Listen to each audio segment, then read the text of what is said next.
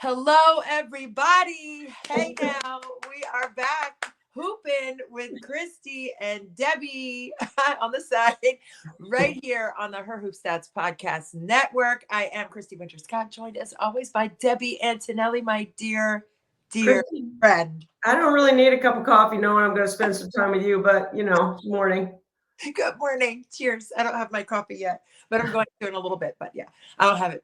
Uh, but wow, I'll tell you what doesn't need any caffeine either is the WNBA race to that 8th and final playoff spot, Debbie. And wow, Indiana has been clicking on all cylinders and they're already in the playoffs. So we have so much to dissect on this particular segment and episode. But we got to start with the kiddos.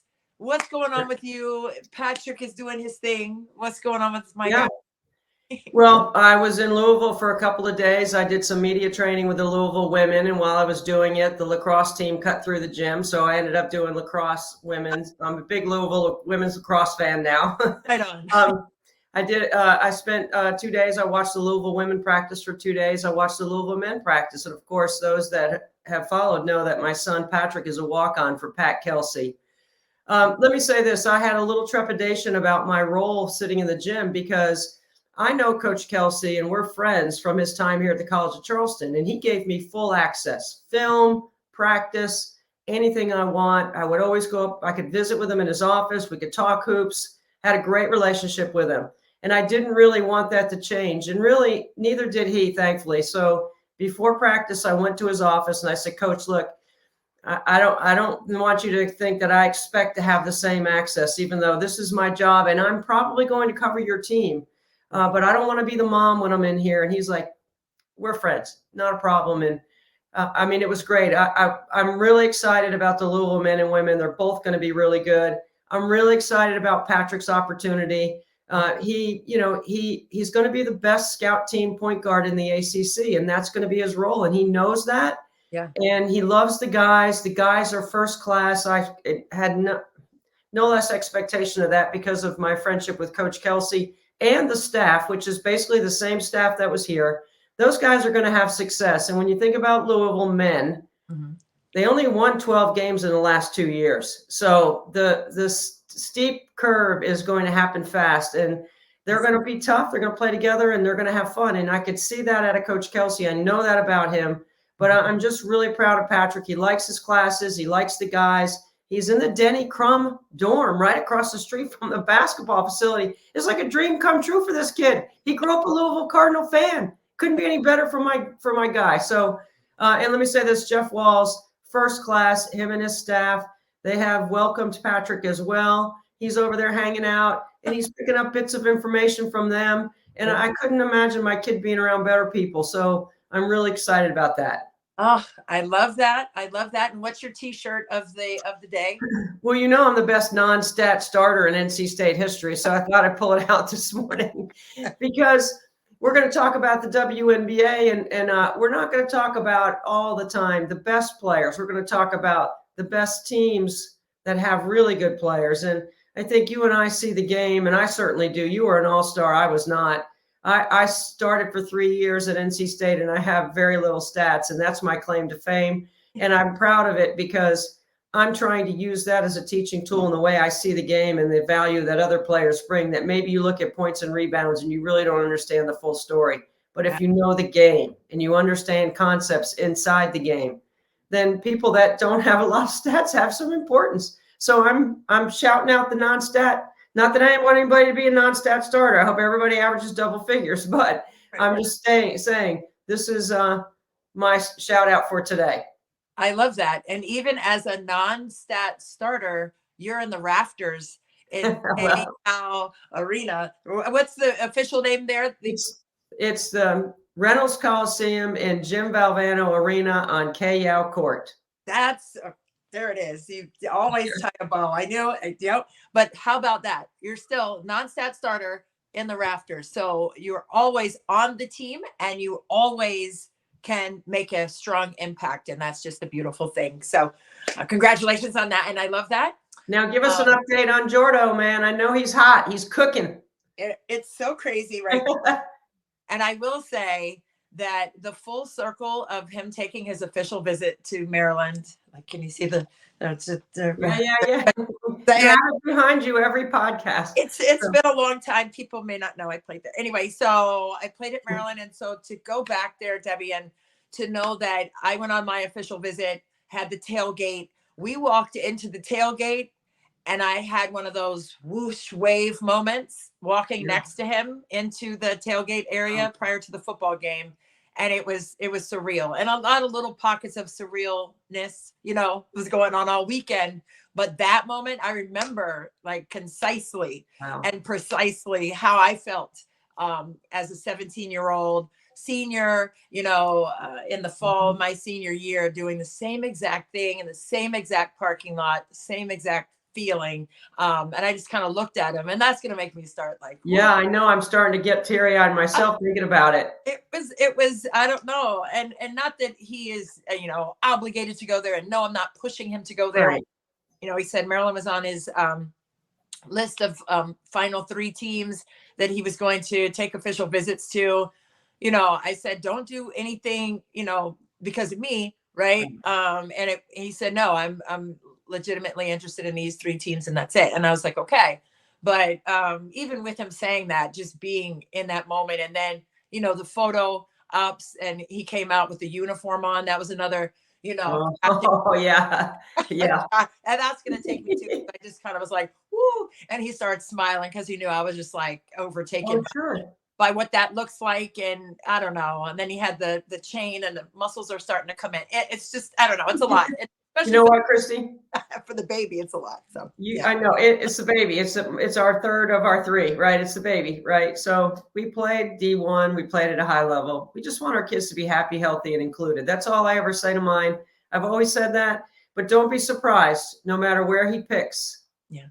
If he's not wearing 51, because Patrick surprised me with number 12. I was shocked, because all along, forever and ever, he said, I'm never going to wear your number. I'm never going to wear your number. I said, I don't expect you to wear my number. Oh my God. You don't want to wear my number. You're such a better player than I ever was. And he surprised me. He's actually, our producer, B-Mac, let out the surprise because he saw it before I did on Instagram. And so B-Mac gave me a heads up. So I was able to, whoosh, like you said, do the whoosh. Oh, the way. But when he steps on the floor, oh man, and you see Scott and 51 on the back of there, or see, that's goosebumps everywhere. Bree flipped it. She's 15. She flipped it. So it's, she's her own person, but little piece of mommy. He might wear 15. He might wear 15. Flip it to, I don't know, but 12 is so sweet. Oh, when I get a hold of him, I'm going to tell him he's going to wear 51. I love it. I love it. Okay. My shirt today is my Barbie shirt I got from Target.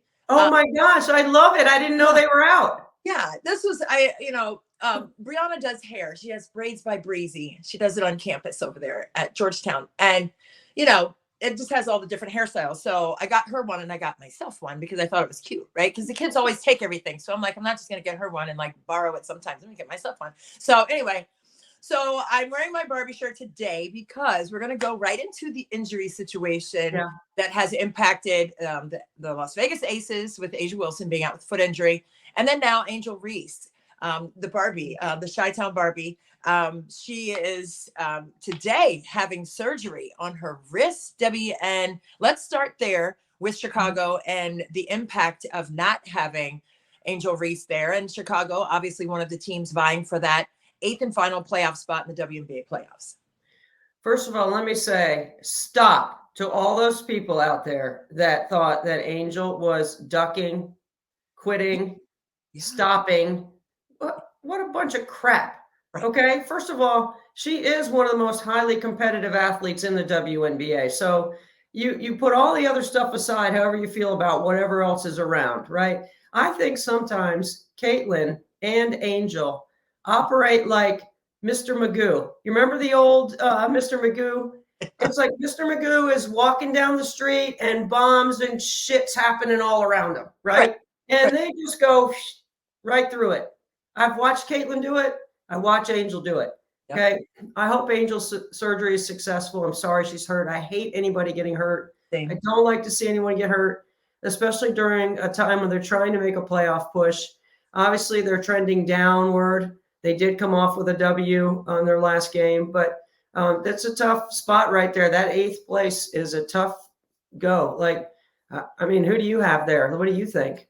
Huh, it's going to be obviously a tough race. I know, Washington is still in there by by a baby toe, and could make that spot. But I think Atlanta has been playing well enough, right? I think offensively they've been able to get the job done, even though Ryan Howard, she's gotten back on the offensive horse, and they've needed that. But I think Much better. they're great. Their defense has improved though, but I think they have a chance at it. But with Chicago, without Angel, I mean, those are possessions, all those rebounds. And I don't care how she gets them. She said if it were easy, everyone would do it, leading the league in rebounding for most of the season there towards the end. I just think that, without her, it's going to be tough for Chicago, Debbie. I do. I do too. I mean, I did check this to make sure she's played in enough games to win the peak performance rebounder of the year, which does come with a bonus, right? So she should be able to hang on to that. And then let me say this about Atlanta.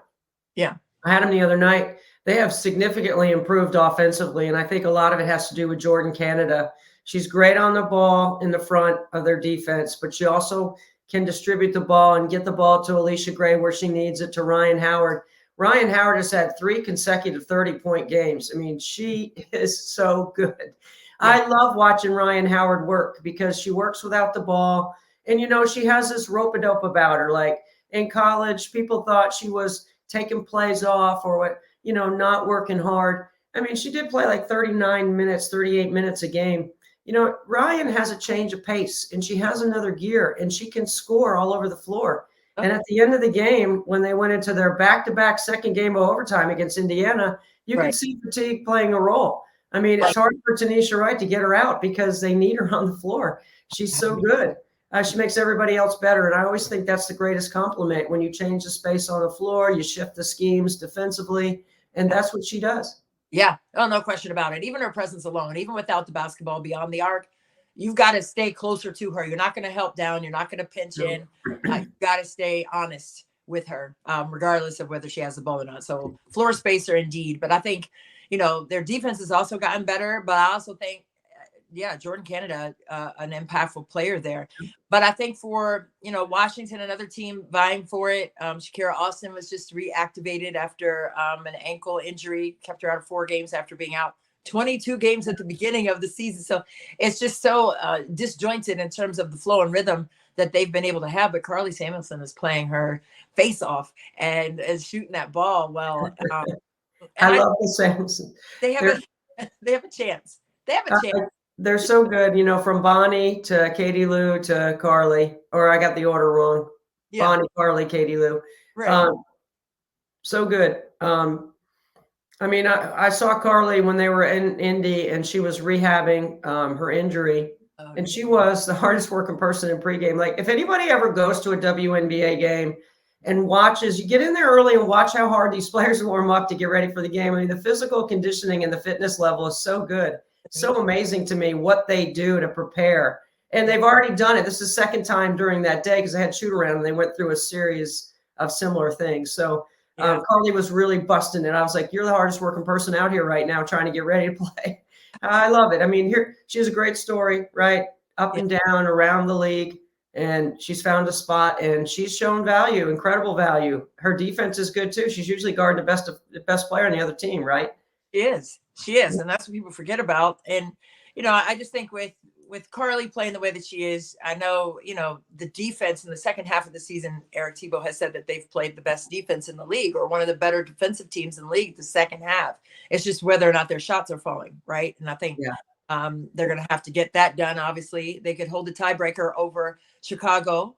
They play them tomorrow and then 2 times against Atlanta. So if they get one of the 2 of those games, they would have the tiebreaker over Atlanta. So definitely doable for Washington, especially with Angel being out, for Chicago. But then if they split with Atlanta in the last 2 games they have against them down the stretch here, that may tip the scale. I don't know. You never know. These are No, there's a battle for those three. Those three. Dallas has a lot of talent. They just got a late start with their injuries. But I do think, man, in LA, if they end up with the most balls in the ball drop, they're going to be really good next year. So they could get Paige Beckers or Kiki Iriafen. I'm not sure which one they would go with. I'm sure they're going to go with Paige. yeah. But it would be really, really cool to see. I mean, like, the league is great. And I think there's a little rumor out there that there's going to be expansion announcement today about Portland. I'm not sure, but I heard a little bug. Little bug. All right. I do want to say this about Indiana, because I cover them closely. I've had them more than anybody else. I've watched them. I think I've had them 25 times already. I'm not sure. I love it. Like, you cover Washington, you see that team better. You know all their warts. You know everything about them. Yeah. The one thing about the 1-8 start and 11 games in 20 days, I was thinking about this morning.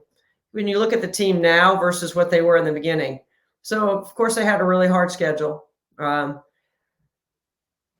Kelsey was not healthy. She had missed all the training camp. She had an ankle injury. Right. When she came back, she was working her way back in, but also they were working her off the ball. So there was some chemistry issues that needed to take place there. Caitlin's going to demand the ball, but Kelsey has always played with the ball. Right. So there was an adjustment there. The pace wasn't just about Caitlin. The pace was about everybody. There were some that, had to learn how to run the floor differently or run the floor harder. Yeah. And then the one thing that I don't want to get lost in all of this is Aaliyah Boston played most of her career in college with her back to the basket, down low. Dawn would bring her up top and she'd reverse the ball and she'd bring her away from pressure and dive her back in. And it worked because she's national unanimous player of the year, her junior year, right? She won all the awards. They were great team. Right. But the role that she's played is much different in the WNBA, and she has adjusted. It took her some time. In the beginning of the year, those run in the floor and those long rolls were trouble for Caitlin in the double teams because everyone was blitzing her at the beginning. Right. Now you don't see a lot of blitzing because Aaliyah Boston manages the short roll and is a tremendous decision maker in that spot. Yeah. She has range now. She can shoot it. She can also make a play. She can go off the bounce. She's getting an ISO one-on-one in the post. She can score on anybody in the league one-on-one in the post. And it's hard to double because they're so good on the perimeter. And even when you put Dantas, who wasn't there, or Temi Fagbenle, who really was working her way back in, if you have those two at the 4, or if you have Katie Lou at the 4, it's really hard to dive and help. So post-to-post help is an issue. Helping off the perimeter, you definitely can't do that. It's a really well put together. And I want to give Christy Sides a shout out because before she was named Coach of the Year or Coach of the Month, I had her in the Coach of the Year conversation because of all these things that I'm saying. So sometimes, on the air, we don't get a chance to elaborate as much as we'd like. That's why we podcast, so we can share a little bit longer opinion or longer view. Exactly. But I want to say that Christy Sides, I'm not saying she's going to be Coach of the Year. I do think Cheryl Reeve is in the running for that. Sandy Brondello in the running for that. But I definitely think Christy should be in the conversation for where Indiana is now in her second year basis, where they were at the beginning when they were 1-8. Absolutely. Yeah, no, I agree with that. And I love the fact that, they made the playoffs for the first time in 8 years. I think that's like a major deal as well. And she said, give me 4 years. And she did it in 2 to get the team back to the playoffs. So there you go on that. But definitely flowers to Christy Sides. And also going back to what you were saying about Aaliyah Boston, the intentionality of getting her the ball in the last game in the fourth quarter and overtime. I think it was 18 paint points. Yeah. Fourth quarter and overtime. I thought that was just masterfully executed, right? Because of what you were saying about the floor being spaced. And then Lexi Hull, after the break, she's shooting 70% from 3. So there's another player that you better not help off of, or she's going to roast you. So that's very well organized in terms of making defenses pick their poison on how they're going to guard them and what they're going to do. And in that short roll situation, as soon as Caitlin Clark feels that second defender even close to her, she whips that thing right into that little short roll pocket. Boom. And that's why people aren't blitzing as much. That's because reacting sooner to feeling that double coming at her. And before they can close in on her, she's getting rid of the ball. And it's always on point. I mean, she had 12 assists in the last game with 24 points. I mean, she's amazing to watch. And She people is. She's at Trader Joe's, Debbie talking to me about her. Like, people stop me that I mean, I sit on the plane and people say stuff. I mean, like nobody ever really, people stop me in the airport. yes. They stop me. I mean, it's so fun. And it's not just about, it's about the W. It's about the W. It's about the W. It's so great. This is what we've all wanted. We've all spent our entire careers waiting for a moment like this. It's such a pivotal time. And I've been saying this about leadership in our game, right? Yeah. Not just the W, but in the college game as well. It's a pivotal time. Yeah. Everyone points to officiating being on the spotlight. That's what people are seeing. Right. The demographic in the W is shifting. There are, more people watching. Yes. And I'm in the gym right now doing my 19th year of my Mount Pleasant Basketball Academy, and I have 70 kids in the from 5 to 6:30, and then I have 70 more from 6:30 to 8. And it's boys and girls, and it's all skill work, and they know who Caitlin Clark is. Of course. Every single one of them knows. And it's amazing to me because I think they know, I know they know Asia Wilson and Aaliyah Boston because they're South Carolina kids. Right. Or Clemson, what doesn't matter. They live in the state of South Carolina. We get great coverage of Dawn's team down here in the low country. Yeah. So they all know that. But it's just a remarkable time. People are asking me, I'm having the time of my life. Like, this is great. Full arenas. I know. Great product. So good. Come on. It's so good. And then even, Candace Parker recently said, we've been screaming this from the rooftop for decades. And now that it's actually happening, this is where it should be. And now we grow from here, and not go from here, grow from here. But I love what she said recently about being on the cover of video games and all of that, and having signature shoes and all of the great things that all of the pioneers dreamed of is coming to fruition. Right. So it's just a beautiful thing to watch for sure. I guess I know we're trying to get up out of here because you have to hustle. I have to hustle, but let's see. What do you have coming up this week? I guess we'll end that, just the schedule for you coming up this week. Well, I've got Basketball Academy every night, except for I won't be there on Wednesday because I have the Aces game at Indiana. So I'm flying out of here in the morning, going to do that game. And then on Sunday, I've got the Dallas Wings against Indiana. And then we come see you on the 19th. We'll have a podcast before then. So have a plan. Have a plan, my girl. We're you and me on the 19th. Maybe we should do a live podcast or a live something right there from courtside. Yes, let's do it. Oh, Hoopin courtside with Debbie Antonelli. Yeah. I have chill bumps just thinking about how awesome. The 19th, we're marking that down. Hey, everybody. Bring Jordan. I got a couple things I got to talk to him about. I will bring Jordan. He'll be right with me. I'll pull him along. He used to be right on my hip going into those games. Now he's, way over top of me. It's whatever, how moms reminisce about the baby times. But yeah, no, he'll be there. We'll get him there. But yeah, I have Mystics Chicago tomorrow. And big one. Big. Next on the docket. That's a big game. And then they have Atlanta back to back. But big. Friday, Sunday. Right? Those are going to be 3 of the most watched games in the league. Absolutely. I think. I mean, they're really important games going down the stretch. Yeah. Playoff implications all around, but that's what we love, right? Who's going to run through the tape and get that last spot in the playoffs? Only one left. So it's going to be fun to see who earns it. It's got to be earned, not given. So that's what it's going to look like. But this podcast episode has looked phenomenal because you have always brought all the heat, the smoke, all of it. And we love seeing you. We love talking to you. And I just obviously love you so much. I can't wait to see you. And you. Have a plan. Have a plan. I will. Let's go to do it. What'd you say, baby? I said, have a plan. I will definitely have a plan. I'm going to make some calls today. We'll get some food and we're going to hook it up. We're going to hook it up courtside there, hooping with Christy and Deb right there in DC courtside in a couple of weeks. So yeah, Deb, thanks so much, man. We had so much fun again.